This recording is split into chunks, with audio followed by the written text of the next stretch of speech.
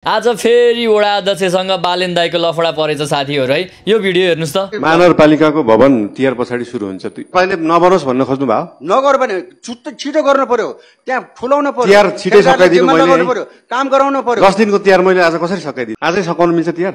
आजै होइन भने सुरुवात गर्न पर्यो नि। ए ल ठीक छ, तिहारलाई चाँडो सकिनु भन्छु म। हस् कि तिहारै सार्दिने हो अगाडि कि तिहारलाई छिटै सक्दिने हो? के गर्ने हो केटा हो? तिहार पछि गर्ने भनिराख्नु छ त यार। सल्लाहमा आउनु पर्यो हो वडा अध्यक्षज्यूहरु, सल्लाहमा आउनु पर्यो यार। अहिले नै गर्नु पर्यो, भोलि नै गर्नु पर्यो, आजै सकाउनु पर्यो भनेर त कहाँ सकिन्छ कामहरु? दीर्घकालीन योजना हुनु पर्यो क्या बालेन दाइको जस्तो। राम्रो काम गर्नेलाई चाहिँ सपोर्ट गर्ने हो केटा हो। त्यो खुट्टा तानेर दलाली भनेर हुँदैन के केटा हो यार। हामीलाई यो पुरानो दलहरुले हामीलाई नै भिडाइराको छ के। कहिले हर्क साम्पाङलाई पास्टर भनेर भिडाइराको छ, कहिले बालेनलाई दलाली हो भनेर भिडाइरहेको छ के। पुरानो दलहरुको चलखेल हो के साथीहरु यो। हामीले किन नबुझेको हो? त्यही भएर हामी भिड्यो भने फेरि फाइदा यो पुरानो दलहरुलाई हुन्छ। त्यही भएर यिनीहरुले चाहिँ हामीलाई भिडाइरहेको छ के साथीहरु। केही पनि हैन, नत्र भने त बालेन शाह अमेरिकी एजेन्ट हो भन्ने प्रुफ चाहियो नि त।